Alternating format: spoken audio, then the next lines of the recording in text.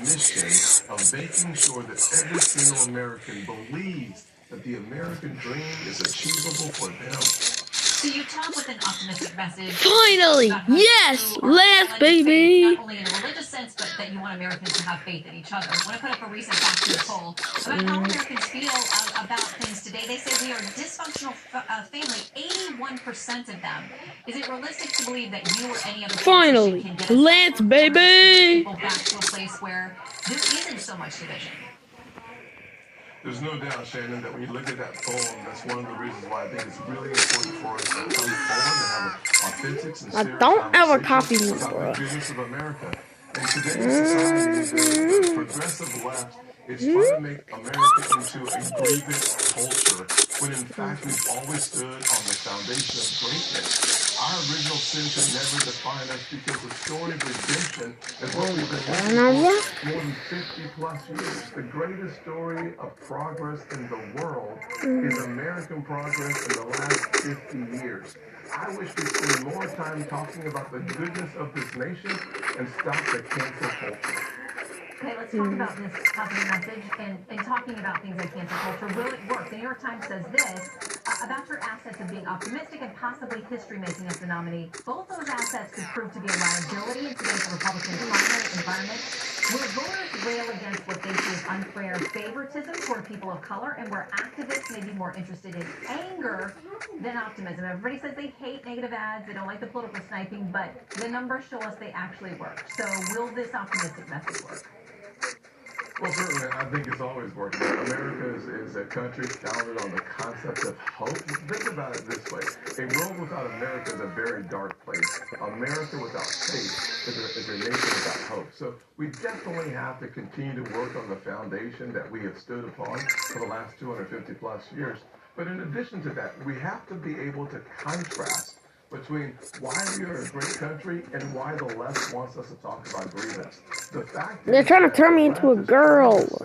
A drug of victimhood. It's fake. And the narcotic of despair. They're trying to cheat on like they did last. To celebrate, and yet today, in many parts of the country, they're trying to turn him into a girl. We should not allow the zip code. I think they're turning him. The quality of their life, because education is the most powerful tool to equalize opportunity in this nation, but there are poor zip codes where that's not possible. We have to do something about that as one American family, and frankly, governors like Kim Reynolds and others are starting to take that responsibility and prove that we, as the GOP, the Great Opportunity Party, we love America, we love our kids, and frankly, we are the best hope for a united future. Okay, I want to talk about school choice in a minute, but a couple of other things about your trip through Iowa. So not everybody thought your message was uplifting, including this one reporter from the New York Magazine's Intelligencer. He says this: it's hard to recall a more stridently asserted expression of belief that the route to national peace and unity requires the subjugation of one party by the other. The Scott speech was a yes! Balloon parade, baby! Left of pursuing a blueprint for ruining America. So how does that square with the message of us having faith in each other as Americans? Well, Shannon, that's a great question. Once again, it goes back to the contrast that is necessary. I'm a hopeful guy, not because I haven't overcome problems. I had a miserable beginning. Growing up in a single-parent household, mired in poverty, the challenges that I faced, from self-esteem to low grades, were monumental. I overcame those challenges with grit, hard work, and inspiration.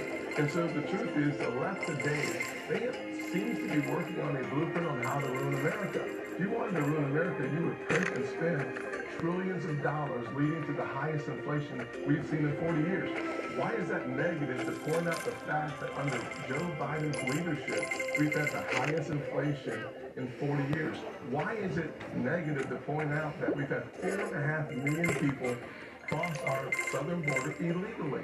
Why is it negative to point out the fact that we've had 100,000 deaths to overdoses linked to fentanyl, thousands upon thousands of those deaths? If we don't understand the state of America and the weakness of the progressive movement, then it's impossible for us to offer positive, optimistic solutions to the challenges that we face because of the progressive wing of the Democrat Party. You touched there, and you do often about your personal story. It's very inspiring, compelling to people, whether they support you or not. But even your supporters say there has to be more. An opinion piece very favorable to you says this: you're a talented candidate finding your theme, but you have to be careful not to substitute first-person narrative for an argument about why he is the right person to lead the country. So if you get in, what is the argument for you, policy-wise, versus President Trump or anybody else who gets into this field? How is it different or better than the other options? What the? Oh! Oh! I love to take time to talk about, we have about 30 minutes left to have this conversation, is the policy, it sounds good, the policy position is not taken. One of the most important parts of being a majority was the opportunity we have with the Tax and Cut and Jobs Act. I have the good fortune to be the lead sponsor of the TCJA on the personal side of the tax code. So I have the opportunity to help write that specific legislation, and we lowered the taxes for a single mom by 70%. We promised to put more than $4,000 back in the average family's pocket. We ended up around $4,400. We were able to lower unemployment for African Americans, Hispanics, and Asians to the lowest level in the history of the country, and the lowest level since World War II for women. We actually saw more money come to the treasury with lower taxes than anyone imagined, and at the exact same time, wages grew at the bottom faster than at the top. I created opportunity that was like signature legislation. I think it's kind of a song. $50 billion Why would they allow you tax to? poverty in the hardest hit areas of the country. At the same time, focused on education, I started the school choice process. We led to the highest level That is of coming funding out of your HBCUs allowance. in the history of the country, and then we made it permanent. I led on the vast majority of those pieces of legislation. I worked on police reform. Best resources, the best training, and we never question the qualified immunity. We have to stand in the gap when it matters the most. That means leading from the front, not from the back. I want to make sure quickly, if we can, so I want to get a couple of the school choice. Lisa Leitner, a special education advocate, said what you do is end up hurting public schools when you let parents take the money elsewhere. She said the vision is that the same amount of money spread out over more schools, only the best would survive. If a public school has to compete with a charter or private school, it will find a way to become better. But she asked, how can they improve if you take even more money